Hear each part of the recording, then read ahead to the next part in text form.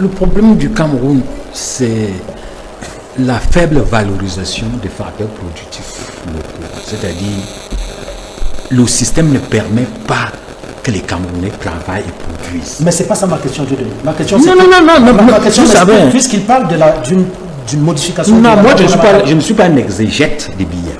Je suis un analyste du Cameroun. Les exégètes des billets, il y en a beaucoup. Mandela. Mais quand le chef de l'État évoque quelque chose, ce qui m'intéresse, c'est quel est l'impact sur le Cameroun. Bon, mais je peux choisir de vous poser la question sur l'impact, mais j'ai choisi de ne pas vous poser la question sur l'impact. Oui, mais vous choisissez les questions, mais vous ne choisissez pas les réponses. Il est malin. Je dis que le problème du Cameroun, c'est la mobilisation des facteurs productifs. C'est-à-dire, les gens ne travaillent pas. Le Cameroun est bloqué. Dans les campagnes, on ne travaille pas. Dans les régions, on ne travaille pas. Dans les bureaux, on ne travaille pas. Il s'agit donc d'élargir, de rendre le système productif. La mise en place d'une vice-présidente va modifier quoi? Aujourd'hui, toute l'énergie des groupes et des segments communautaires, c'est le contrôle du pouvoir. La guerre. La guerre. C'est pas des blagues. La vice-présidente n'est qu'un élément de plus pour alimenter cette guerre. Alors que ce n'est pas ça le problème du Cameroun. Je vais vous dire, le Cameroun est capable, avec ses facteurs, d'avoir le niveau du Portugal. Au moins. Ouais. Mais du fait que le système est plombé, bloqué, le système n'avance pas, il ne bouge pas. Parce que nous ne travaillons pas, et nous ne travaillons pas parce que le système bloque. Donc ce qu'il faut faire aujourd'hui, c'est quelles sont les réformes qui permettent au Cameroun, aux Camerounais, de se remettre au travail. C'est ça, les modifications qu'on peut faire au sommet de l'État apportent quoi? Si on met un vice-président maintenant, de manière concrète, ça va apporter quoi? Peut charger des réformes. Non, c'est-à-dire que là, dans ce cas-là, c'est les réformes qui sont importantes, c'est pas le vice-président. On a besoin d'une réforme constitutionnelle qui porte sur la mobilisation des Camerounais. Et la mobilisation des Camerounais, ça commence par une mise en place d'une véritable décentralisation avec responsabilisation des responsables régionaux et surtout décentralisation de la demande sociale. Le chef de l'État ne devrait plus parler de la jeunesse. Non. Chaque région doit s'occuper de ses jeunes.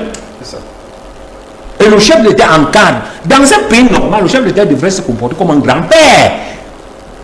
Alors que les présidents de région sont des pères. Vous savez très bien quand un enfant est là, il a son père, il a son grand-père. Mais il demande d'abord à son père. Le grand-père vient en appui ou en encadrement.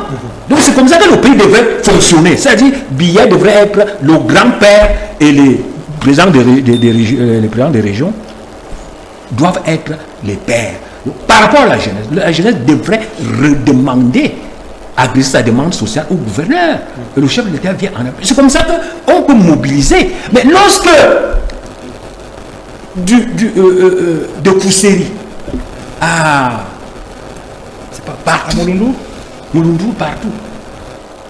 Tout le monde c'est Biya. Tout le monde demande des choses à Biya. Son nom est devenu une chanson. Tout le monde. Les enfants demandent. Les femmes demandent. Les retraités. Tout le monde demande. Mais ça ne peut pas fonctionner. On va mettre un vice-président. Il va changer quoi dans ça? Il ne va rien changer. On a besoin. Parce qu'en fait, les gens qui développent la logique des vice-présidents, c'est en fait des gens qui sont dans la poursuite du même système. C'est le système qui nous bloque. Le pouvoir doit sortir du centre et aller dans la périphérie. Il faut dépolariser Yaoundé et Douala. C'est ça la bonne mesure. Je voudrais également finir avec un mot. Vous savez, quand un économiste parle, tout le monde le critique. Alors quand un médecin parle, on accepte. Personne ne bouge. Si vous avez un pied gonflé, vous allez chez le charlatan, il va essayer de réduire le pied en faisant des scarifications. Mais si vous allez chez un médecin, il va constater que c'est votre cœur qui est malade. Il lui va soigner, non pas le pied, mais le cœur. C'est exactement la même chose en économie.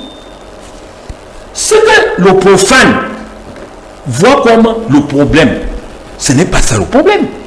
Le problème est peut-être beaucoup plus caché. Et c'est l'expert qui doit dégager le problème posé pour que ce que les gens voient comme symptôme, qui n'est qu'un symptôme, soit résolu. Exactement comme le médecin qui dit que non, vos pieds qui gonflent là, ce n'est pas parce que vous avez traversé l'Undjam ou bien que vous avez lancé un mauvais sort, c'est parce que vous avez le cœur malade. Donc, quand les gens voient, quand je parle toujours de macroéconomie, en fait, je suis un médecin de l'économie. Et comme vous parlez économie, on a suivi le GECAM encore qui a fait une sortie pour marquer un ultimatum pour la situation de blocage au port de Douala. Quelles peuvent en être les conséquences, je veux dire, sur cette interpellation du GECAM? Le GECAM exprime le ras-le-bol des opérateurs économiques qui constatent qu'un outil central, stratégique de leur activité ne marche pas. Vous-même, vous connaissez le désordre qu'on a eu au GECAM avec la duplication de 2 opérateurs scanners. Donc, il y a le GECAM se plaint des tarifs et de l'augmentation des coûts de logistique. C'est le GECAM qui est le principal utilisateur du port.